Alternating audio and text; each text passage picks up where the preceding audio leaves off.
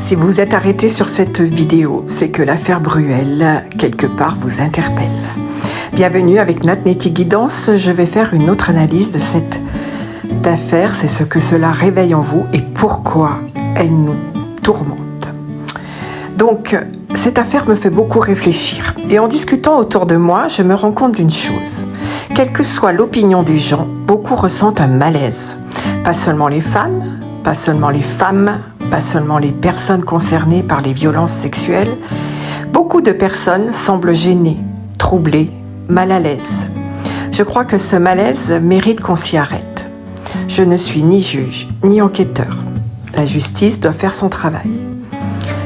Patrick Bruel conteste les accusations portées contre lui et bénéficie, comme tout citoyen, de la présomption d'innocence.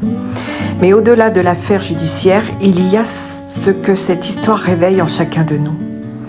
Pour beaucoup de femmes de ma génération, j'ai 63 ans, Patrick Bruel n'est pas seulement un chanteur, il représente une époque, une partie de notre jeunesse.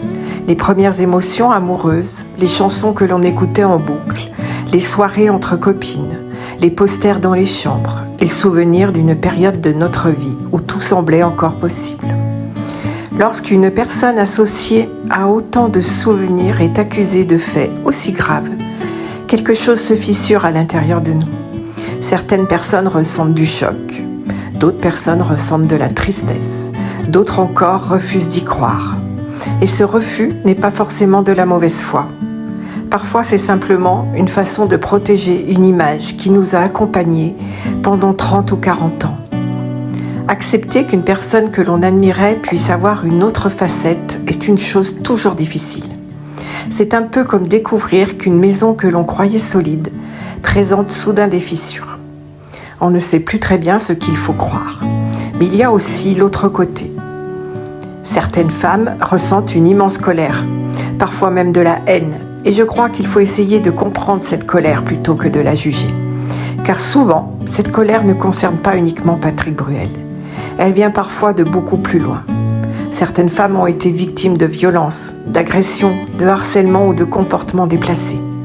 D'autres ont vu des proches souffrir. Certaines ont parlé et n'ont pas été crues. Certaines ont gardé le silence pendant des années. Certaines ont entendu des phrases comme « tu exagères »,« tu as mal compris »,« pourquoi tu n'as rien dit plus tôt ». C'est sa parole contre la tienne. Alors, lorsqu'elle voit surgir une nouvelle affaire impliquant une personnalité connue et reconnue, cela peut réveiller des blessures anciennes.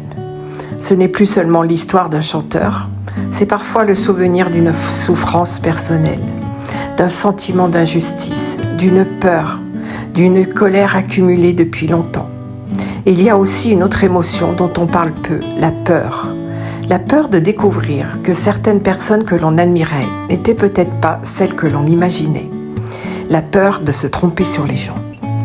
La peur pour nos filles, nos petites filles, nos proches. La peur de constater que le pouvoir, la notoriété ou l'admiration peuvent parfois créer des situations où certaines personnes se sentent vulnérables. Et puis il y a ceux qui ne sont ni fans ni détracteurs. Ceux qui regardent tout cela avec une certaine distance. Même chez eux, il existe souvent un malaise. Parce que cette affaire nous oblige à nous poser des questions inconfortables sur le pouvoir, sur la séduction, sur le consentement, sur la manière dont notre société a évolué, sur ce qui était considéré comme normal il y a 30 ans et qui ne l'est plus aujourd'hui, sur ce que nous avons parfois accepté, minimisé ou préféré ne pas voir. Au fond, je crois que ce qui nous trouble le plus, ce n'est pas seulement cette affaire, c'est ce qu'elle révèle de nous-mêmes, de nos croyances, de nos blessures, de nos souvenirs, de nos peurs, de nos espoirs aussi. Car lorsqu'une personnalité connue tombe de son piédestal, ce n'est pas seulement elle qui vacille, ce sont parfois nos propres repères qui bougent avec elle. Alors non, je ne sais pas ce que dira la justice, je ne sais pas ce qui est vrai ou faux, mais je sais une chose, si cette affaire suscite autant d'émotions, autant de débats, autant de réactions parfois contradictoires, c'est parce qu'elle touche quelque chose de profondément humain. Elle nous oblige à regarder en face nos illusions, nos blessures, nos attachements et nos peurs. Et peut-être que la véritable question n'est pas seulement que penser de cette affaire, mais plutôt pourquoi cette affaire me fait-elle ressentir tout cela.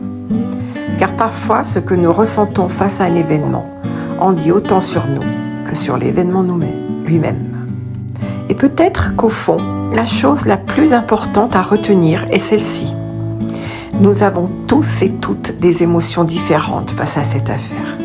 Certaines personnes ressentent de la colère, d'autres de la tristesse, d'autres encore de la haine, d'autres encore du doute, de l'incompréhension ou de la méfiance.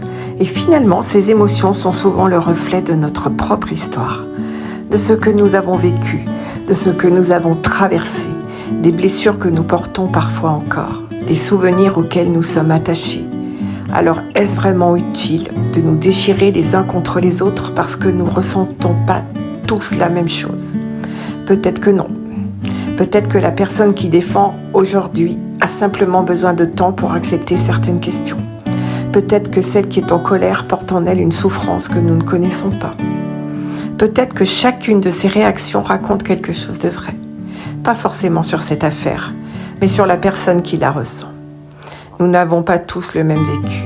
Nous n'avons pas tous les mêmes blessures. Nous n'avons pas tous les mêmes peurs. Nous n'avons pas tous les mêmes parcours. Et pourtant, chacune de ces émotions mérite d'être entendue avec respect. La justice, elle, suivra son chemin.